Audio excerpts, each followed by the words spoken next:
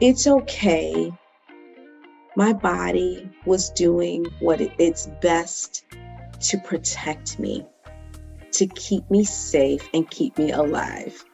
Now, someone listening to this might say, well, that's a little drastic. How is it trying to protect me? I'm gaining weight, my blood pressure's up, I'm not as insulin sensitive, but it's all in response to our bodies losing these precious hormones that keep us youthful, energetic, vivacious, and in love with life.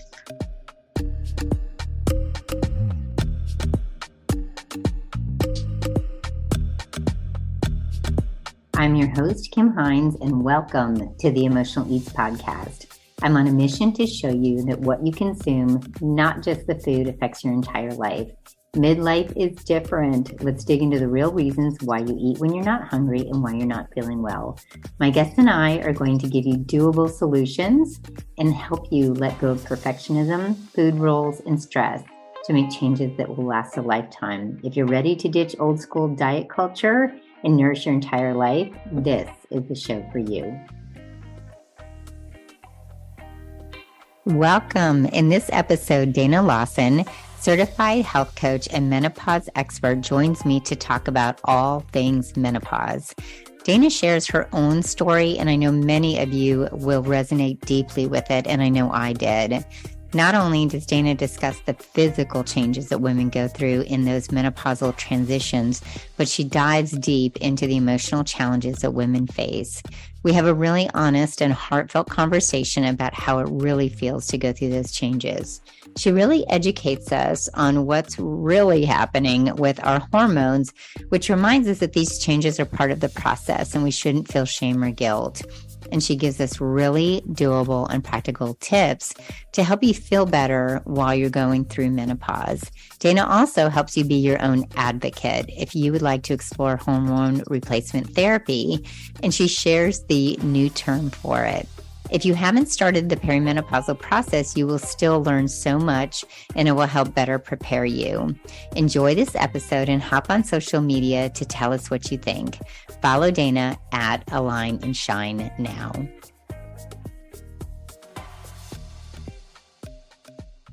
Hi, Dana. Thank you so much for being here with me. Thank you so much, Kim, for asking me. I'm glad to be here.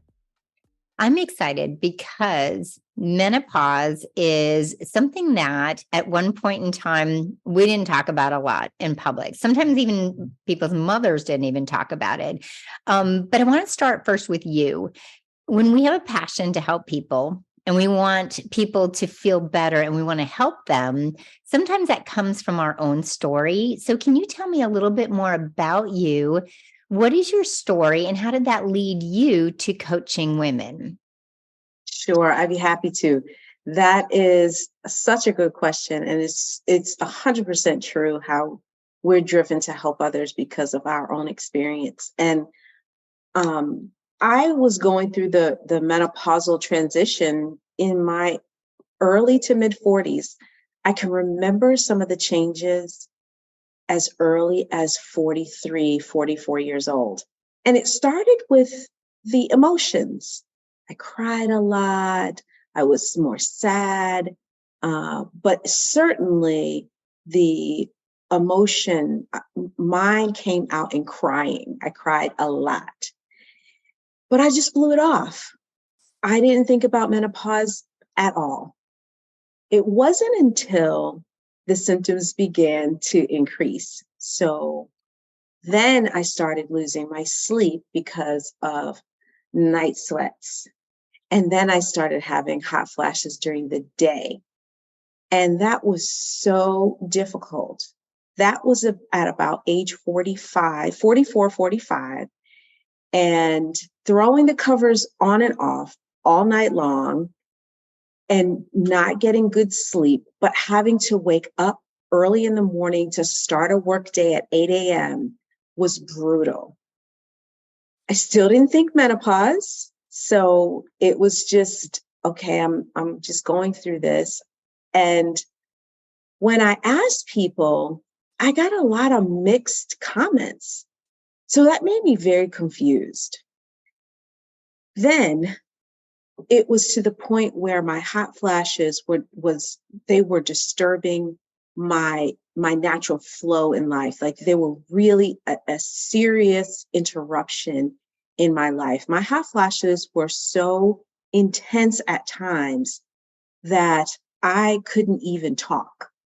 And Wow. so I would have to stop doing whatever I was doing, just sit quietly with my eyes closed. I tried to breathe, and it would subside. I can even remember, now this is funny, Kim. I can even remember at a restaurant, my husband had his arm around me and I was getting a hot flash. And he looked at me and he said, "Wow, are you getting a hot flash?" And I was just like, "Yeah, pretty intense, huh?" And Oh my he goodness. had this marvelous way of just, kind of making light of it and, not embarrassing me, not asking a bunch of questions, just kind of letting it be what it was, but helping me to find some humor because many times I didn't. That's So, amazing. It's hard for our spouses to understand what we're going through, and I give a lot of credit to your husband for being like that. That's wonderful support. yes, he was very, very supportive. So it wasn't until after my cycle stopped that I thought I was in menopause. And during this time, I was doing some research, doing some reading, had a little help with some supplements that eased the discomforts for a time. And I asked my mom. I said, "Mom," I said, why didn't you tell me about this? Why didn't you tell me about menopause? What was your experience like?" And she said, "Oh, I don't remember. I just, I took some supplement and then it went away. And then I stopped taking it." And I was like, "Wow, that's all you have." That's really interesting because they do ask you at the doctor's office about your mom's history. And my mom had a hysterectomy before she would have gone through menopause. So we had no knowledge of what that was going to look like for me, but yours wasn't even the same. No, my mom went through what they call natural menopause, so no surgical removal. And so, yeah, she said, I mean, my mom is in her 70s now. And so when I asked her this about 6 years ago, about 6 years ago, she just couldn't remember. But going through my own experience, I remember her mood swings. She doesn't remember them, but they are very crystal clear in Yes. my mind. So I was like, So those were some of the manifestations with her, although she didn't have hot flashes. And what I now know is that that's not everyone's experience. But I suffered so badly, and as soon as my menstrual cycle stopped, it was about within that first 6 months that my health really tanked. I had high blood sugar. I was 1 point away from being pre-diabetic. Oh, wow. I always had clean bills of health, with my annual exam coming from the doctor. They always commended me because I was taking such good care of myself. So that was a huge shock. My blood pressure was higher, and I had started gaining weight during that time. So in the perimenopausal stage, before my period stopped altogether, I would gain weight, then I'd lose it. I'd gain it, I'd lose it. And sad to say, yes, I did some fad diets and some quick things to get it under control. But it was those things that really were a struggle. And I gained about 30 pounds in a really short amount of time. And this is with running 3 times a week. I was eating clean, my air quotes, the way that, most people think is clean eating. I exercised. And so this 30-pound weight gain was very, very disturbing. I'll never forget, Kim, when I was working with a trainer And of course, they do the body analysis before, and you go through, the 30, 60, or 90 days. We were together for 90 days. And when she took my body measurements, my blood pressure, used the calipers, Kim, I weighed more when I ended the program with her than I did when I started. And I just bawled. I sat in the chair and I just cried. And she was You a are young girl. speaking the language of so many women. I'm so glad that you just shared that, because you were doing all the things and it still happened. And it still happened. It still happened. And she was a young girl. So she was like, "Oh, Miss Lawson, it's okay." I felt it was my fault. I didn't want her to feel bad. I'm blaming myself. I don't understand what's happening. I finally reached out. So during this time, some of this is out of order, but during this time, I went back to school to become a health coach, because I was rounding the corner. I was close to 50. I was in a corporate accounting job that I had outgrown, and I wanted to do something else. And so I decided, let me try to figure out what I want to do at 50. So I did a lot of research, and in my research, health coach kept coming up constantly. So I said, well, what is it about this health coach? Because I have a healthcare background previous to my accounting work. So I did the research, called the school, enrolled, and I went to school during the time, those last couple of years prior to me leaving my corporate job. And during that time, I had learned so much about the body and how it works. And, that just spoke my language. But I didn't learn about menopause. So after I worked with a personal trainer and gained all that weight, I decided, okay, maybe I need a health coach, because I learned the importance of working with a coach. So I said, well, maybe that's what I need. So I reached out to someone who I went to school with, and I said, hey, you think you could work with me for, maybe 60 days or so? She said, I said, I don't think I need the entire 3 months, because, I'm a health coach. I Wink, love wink. that. But she said, yeah, sure. So she said, get your lab work to me, we'll work together. She did a lot of mindset work with me, which was truly transformational, because I was really hating my body at that point. And so she looked at my lab work and she said, Dana, I think that you are going through menopause. And I was like, okay, but what does that mean? She said, I'm not the expert, but I have been following someone, listening to her podcast. I think you'll find her work very interesting. And that's all she does. Listen to her podcast, excuse me, scheduled a discovery call and started working with her, and worked with her as a client for about a year, a little bit more than a year. And during that time, I was able to really understand what was happening, why I gained weight, why I was so miserable, why I was having hot flashes, the emotional piece of, sadness, depression, not wanting to do the things that I normally find enjoyment in, had everything to do with the hormones.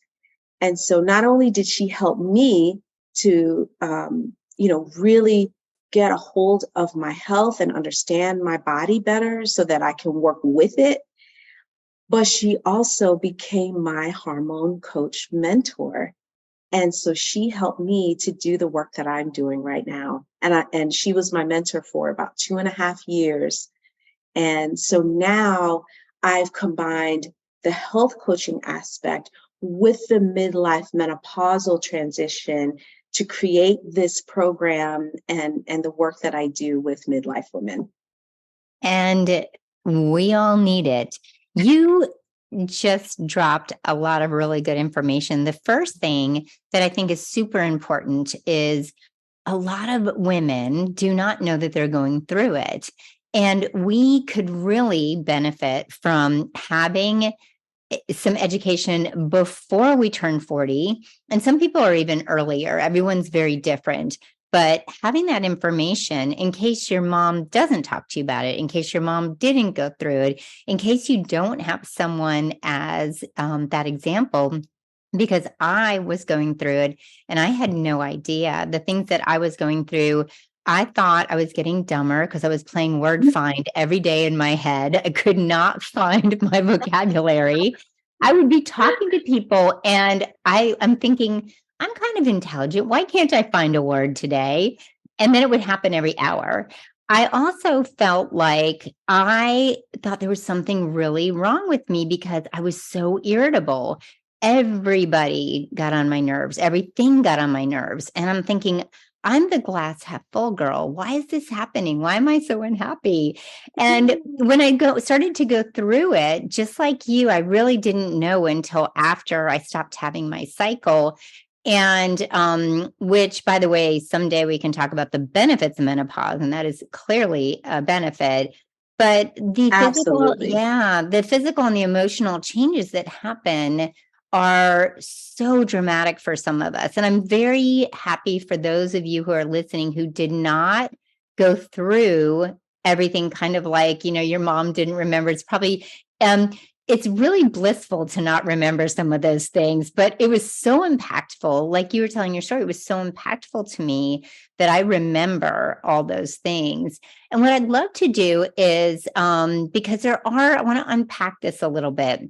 We have our emotional, we have the physical. So let's list off a lot of the physical things. You mentioned a lot of them, but let's go through some of those so that if people are starting to feel this, they might want to look into getting their lab work done. So can you start with physical feelings that happen? Like you talked about your hot flashes. What else could be happening for women? Yeah. So hot flashes and night sweats, those are the technical term is vasomotor symptoms. And we feel it in the body, but it's actually happening in the brain. So hot flashes and night sweats will experience weight gain, moodiness, foggy brain, and other irritability, crying, depression, even anger. Even Yes. anger.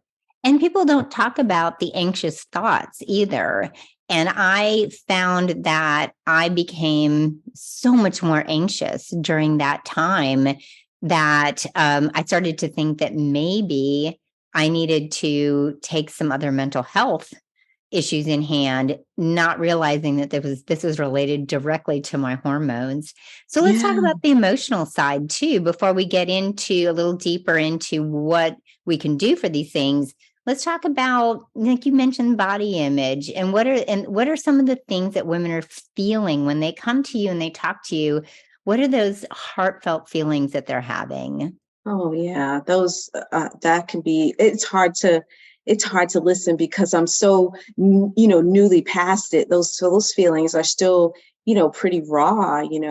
Um, Many of them feel they just lose all of their confidence. And like you mentioned about playing word games, my great grandmother passed away of Alzheimer's.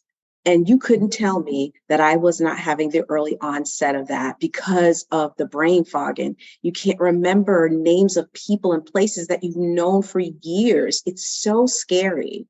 So the brain fog, it makes you lose your confidence. You don't feel like you're good enough anymore. And don't be in a meeting or conducting a meeting and then you draw a blank or have a conversation Yes. and draw a blank. And then now you're embarrassed and, people are like, are you okay? And is everything all right? And then that makes you feel even worse.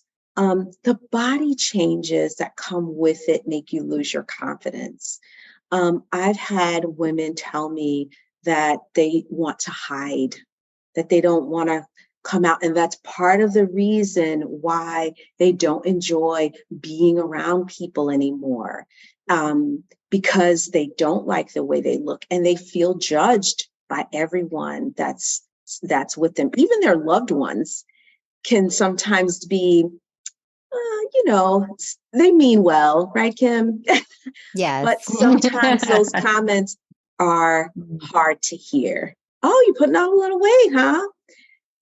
Yeah, I saw that in the morning in the Yes. mirror, Or you're working out and eating so well. So why are you Right. struggling? And I've never had anybody say anything directly to me in my adult life, but you can tell in the conversation that someone is wondering why you're doing all the things as you mentioned, but nothing is working. And you mentioned the crying, and I can so remember that. And some of my clients just coming in the tears, even their sexual health, saying, I feel so unsexy. I don't even want to be next to my husband, and I don't want him looking at my body. I want to get dressed Yeah. as soon as I get out of the shower. Have you Yeah. had women deal with that too? Oh, absolutely. Many of them talk about their libido is practically non-existent. And they don't understand it because in their younger years, they had such a great relationship with their mate. And it's really, really difficult to watch that just wane away. And then you couple the low libido with the other physical things like dryness, vaginal dryness, and discomfort because the vagina actually starts to atrophy. Um, you couple that together with, your lack of confidence. You don't like your body. I mean, that's a whole storm of things that will really destroy a woman on the inside and make her feel less of a person.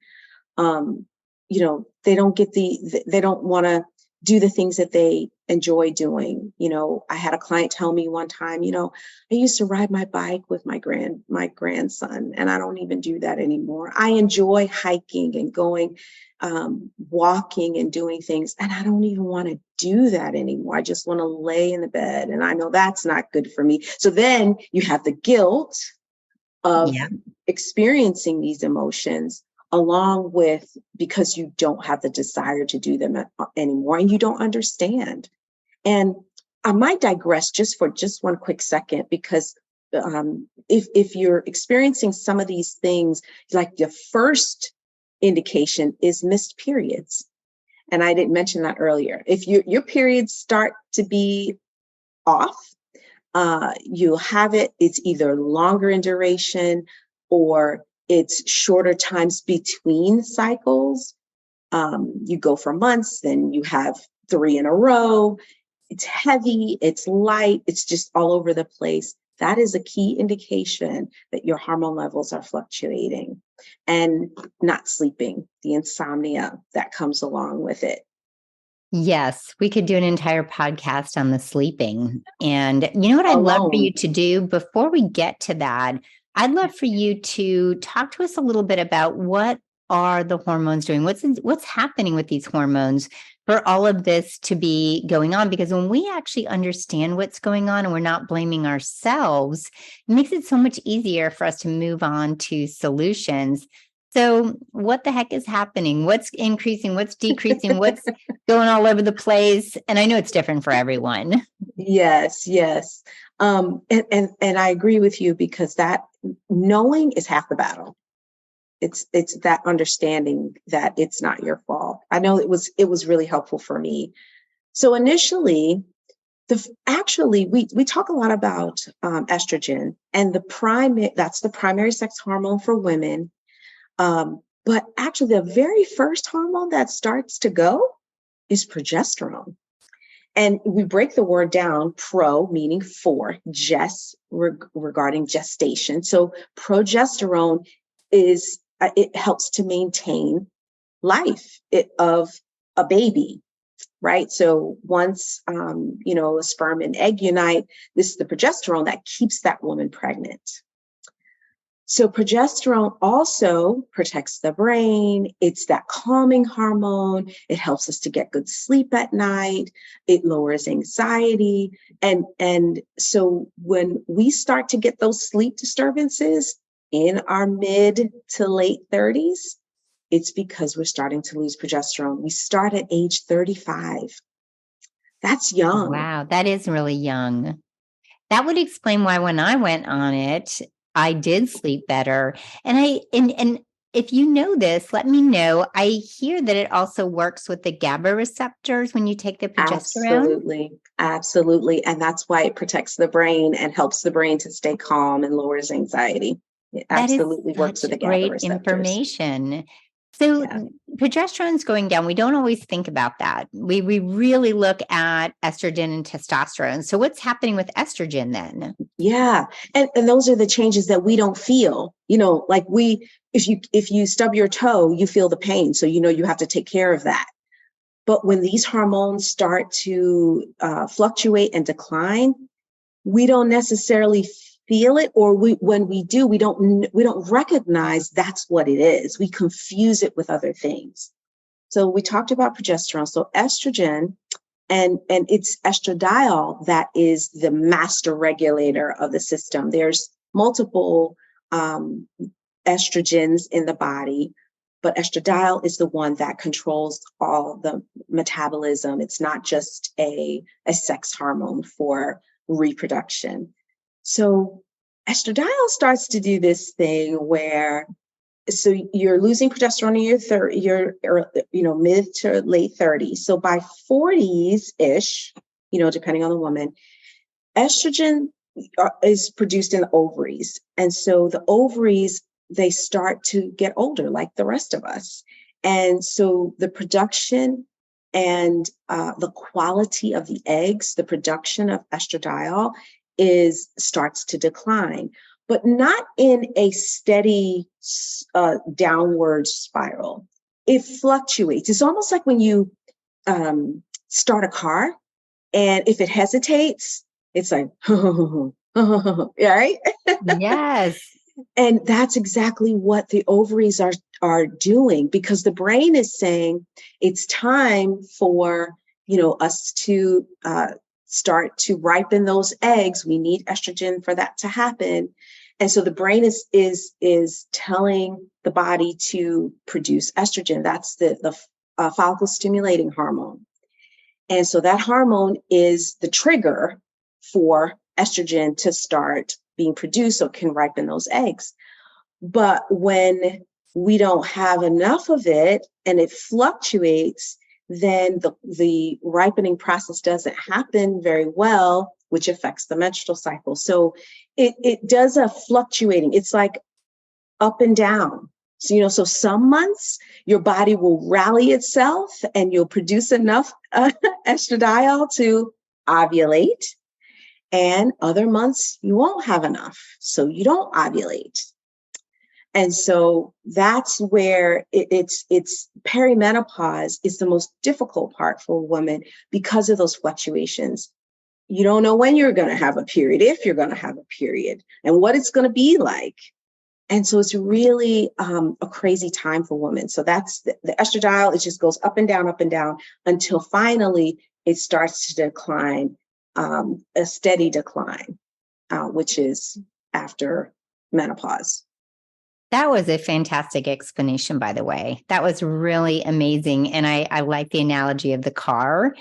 And I almost feel like for some women, it's so much easier when they hit postmenopause, because that's it. We know where we are. And now we can Right. start working with it.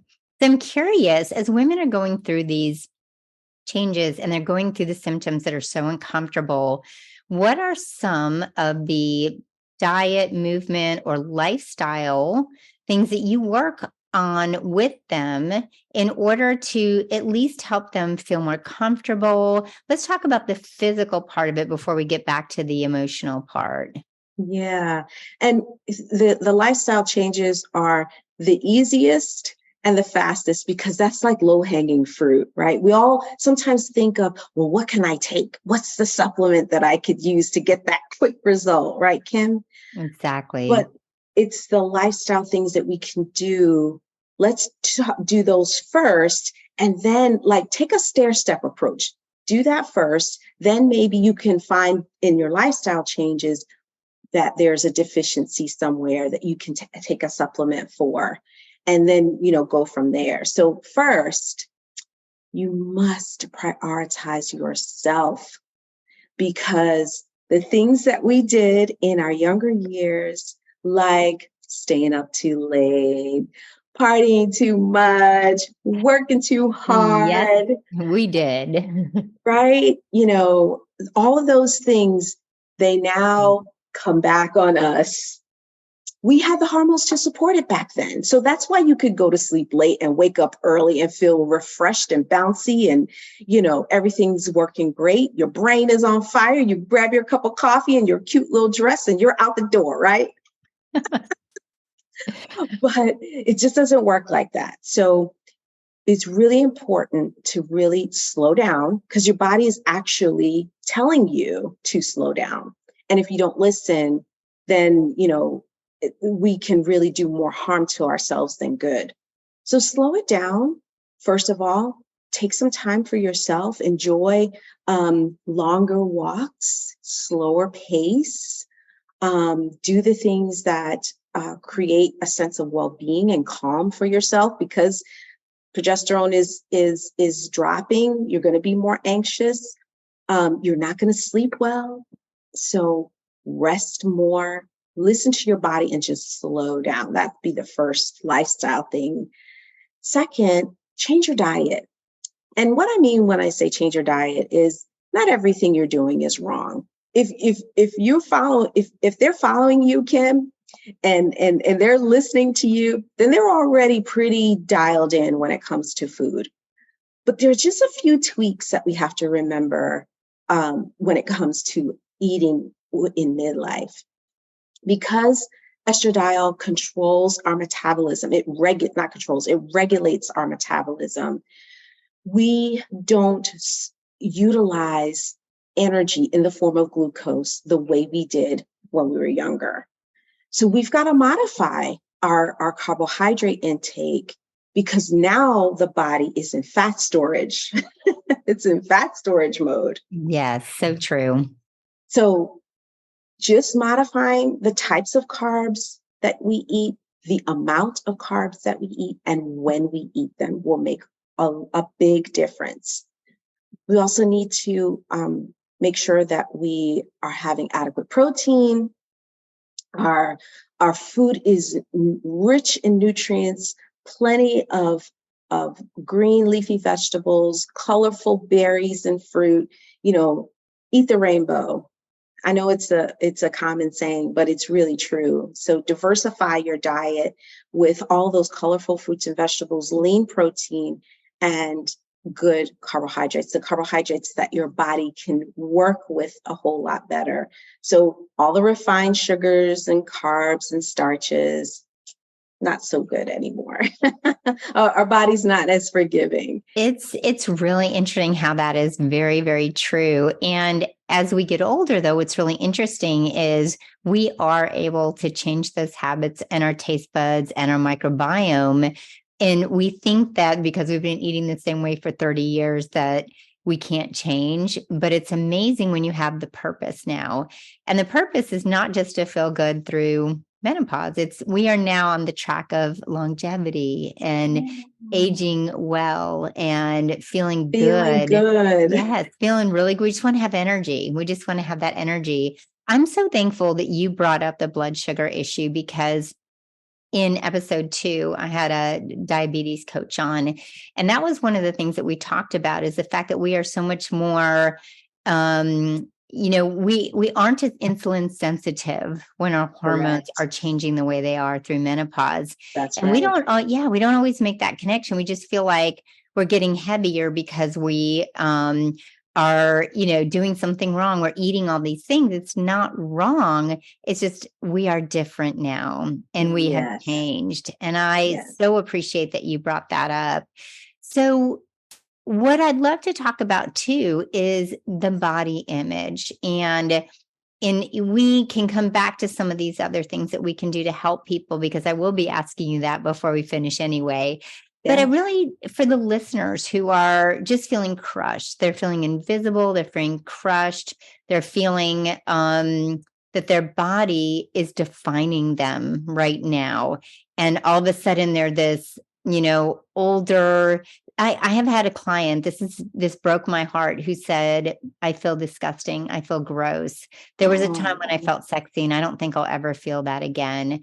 So how do you help wow. your clients understand who they are, not just their body, but also dealing with that body image? Yeah.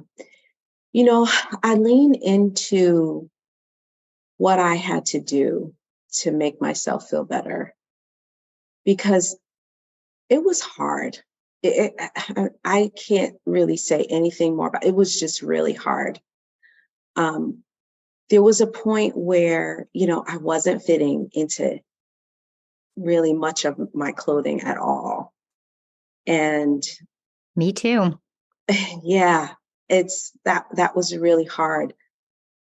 What I learned was it's okay. My body was doing what its best to protect me, to keep me safe and keep me alive. Now, someone listening to this might say, well, that's a little drastic.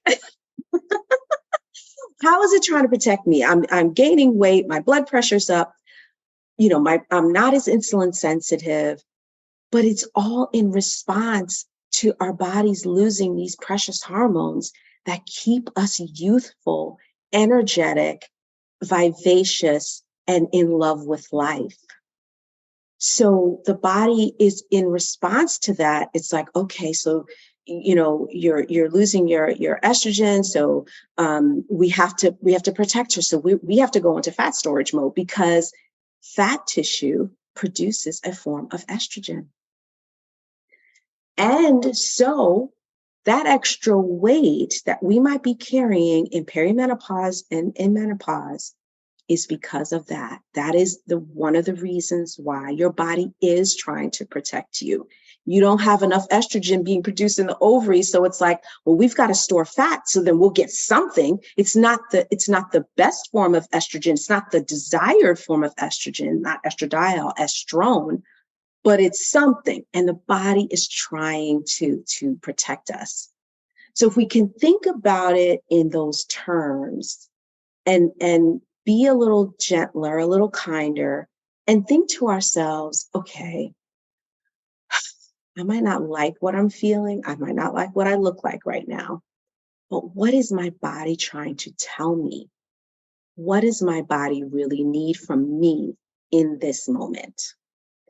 When I stopped and asked myself those questions, it really did help me to just pause, look at myself, and say, you know what?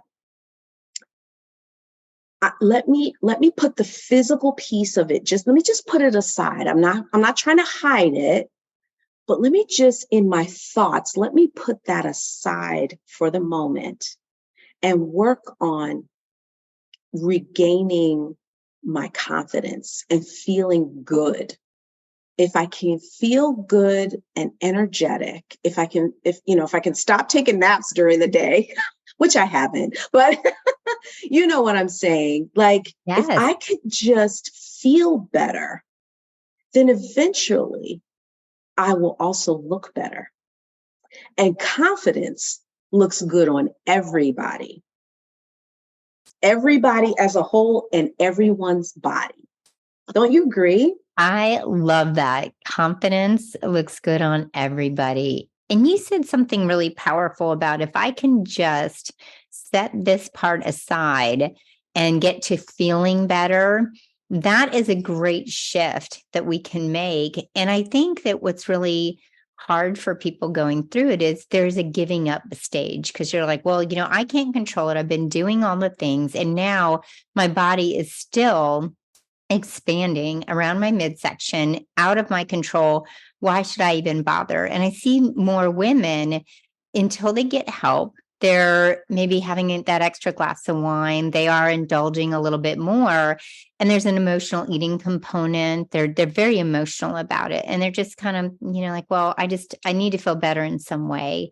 So I appreciate that you said that, because if we can work on little things and change the shift, energy, vitality, feeling great. Thank you. That was really great advice. So this is not a judgment for anyone, and we are not replacing medical doctors or hormone practitioners. But I would love to know, Dana, your thoughts on, for women, if they, are exploring whether or not to do hormone replacement therapy or not.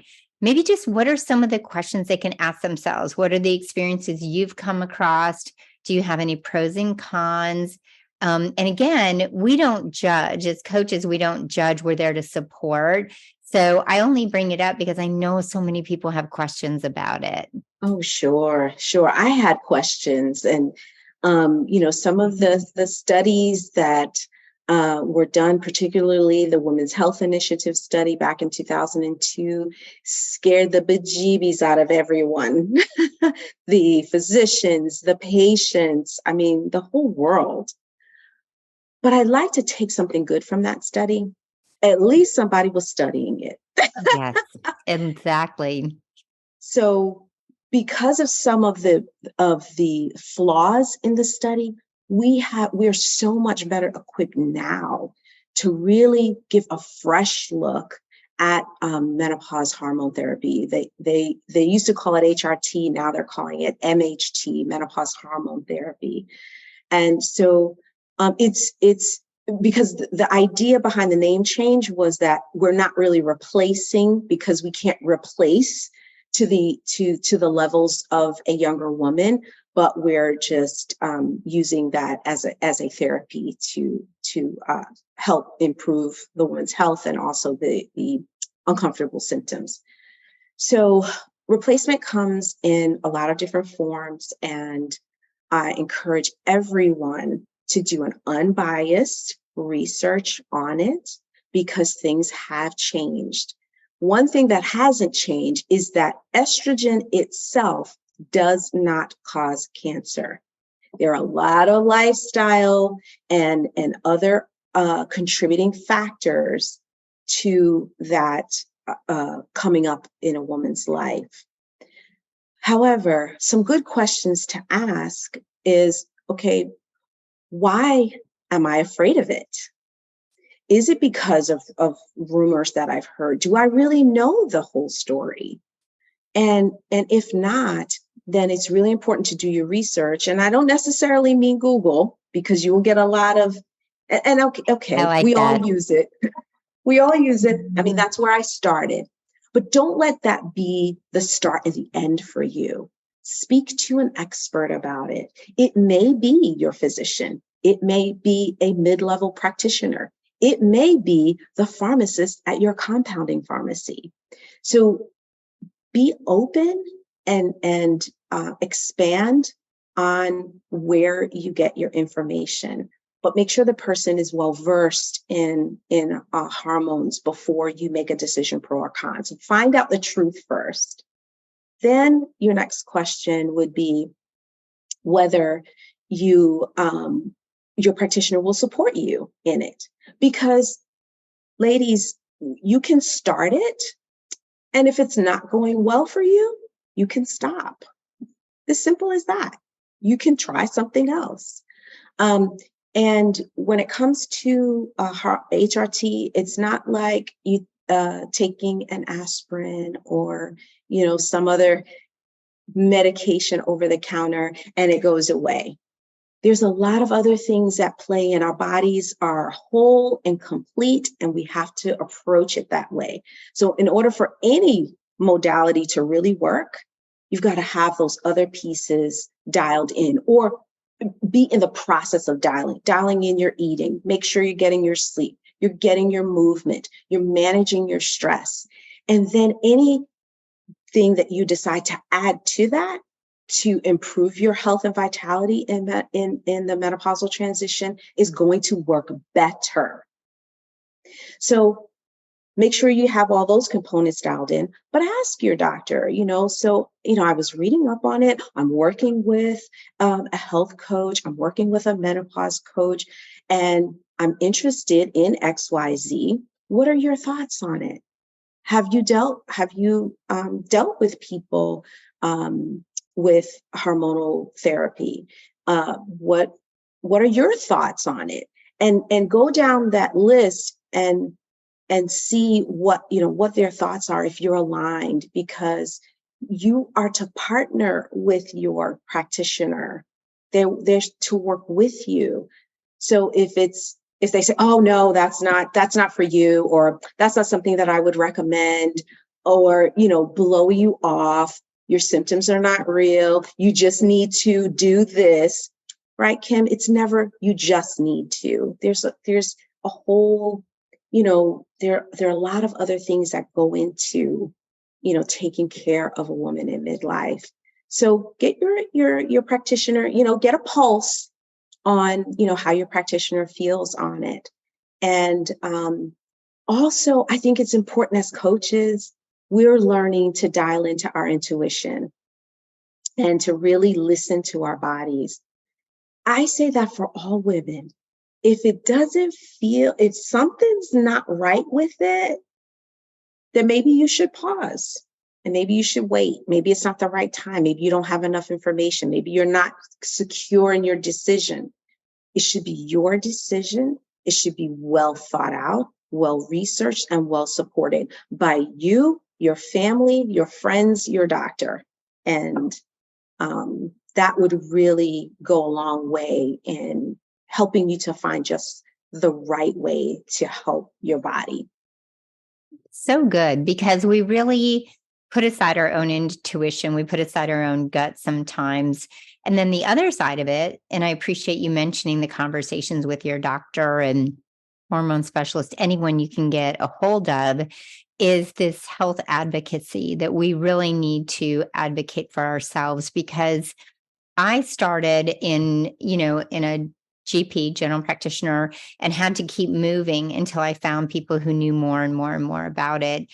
And when I kept asking, I realized how few people really did know what they were talking about. Exactly. And there's nothing wrong with that. Everybody has their specialty, and different doctors have their specialty in what they do and what they went to school for and what they're passionate about.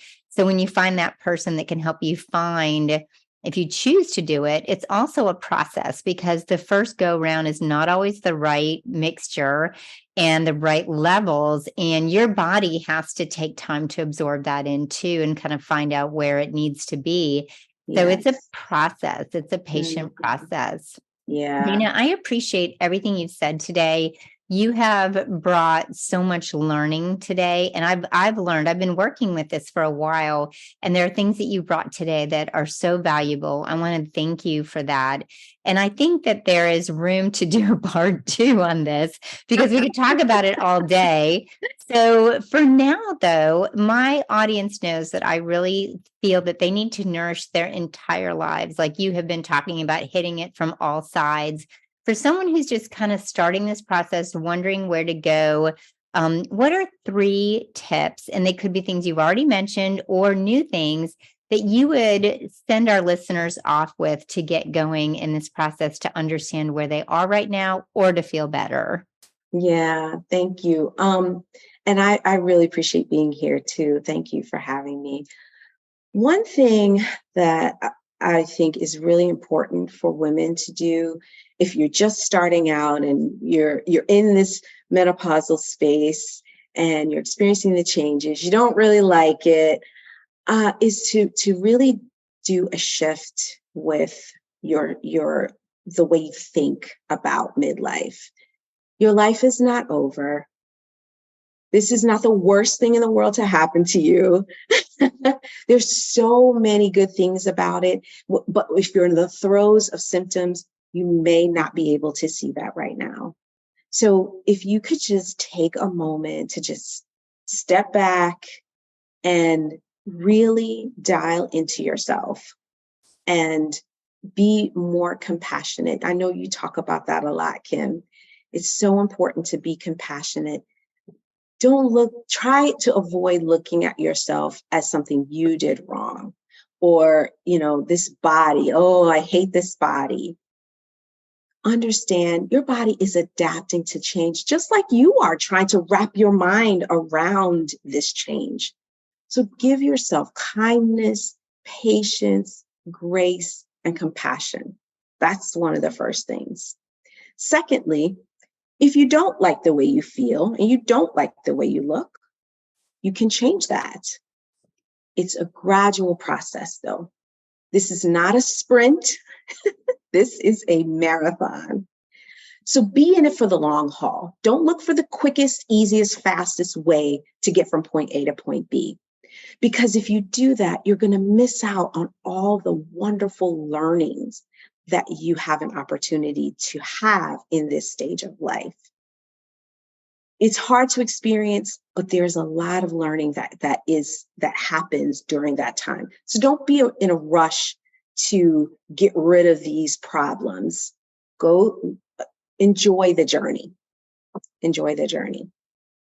And then third, find your community, find your tribe, find your people that surround yourself with a community of women, of friends, family that you can lean on, that you can express yourself to, and to get the support that you need during this time, because it is going to look different.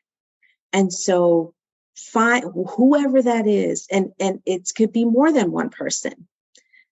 Whoever that is, let it be that you link arms together, and you're going to get through this, not white knuckling it and muscling through it, but with appreciation and lots of love and tenderness, so that when you come out on the other side and you look back, you have the opportunity to help another woman who's just starting down this road.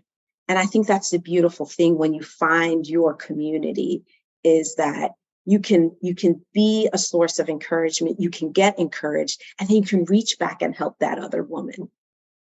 That's so powerful. That self-compassion and grace, that speaks to me. The learning process. And I know it's hard for people to probably imagine, but I actually feel better coming out of it. I am so much wiser, and I understand and care about myself so much more. And then having the community and support and having a group of women around you is amazing. And speaking of that, I want to share with the listeners where you and I met. We are in a coaching class. We are learning how to use tapping, EFT.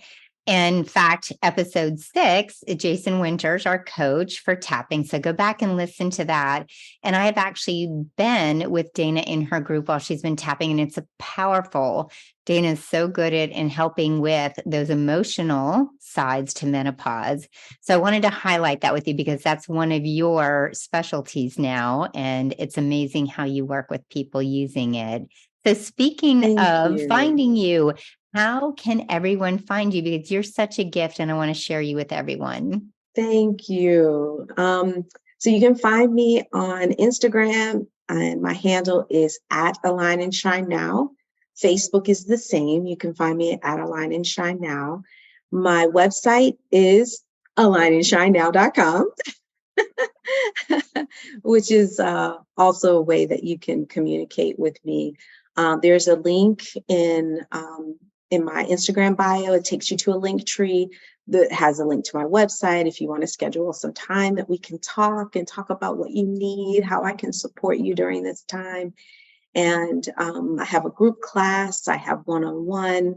I also have a membership, a Menopause Mastery membership community, where you can find the support that you need, and still maintaining those 4 pillars of health, which are having good nutrition, managing stress, getting better sleep, and movement. That's great. Dana, thank you so much for being here. Thank you, Kim. It was a pleasure. So everyone, don't forget to nourish your entire life and give yourself grace today.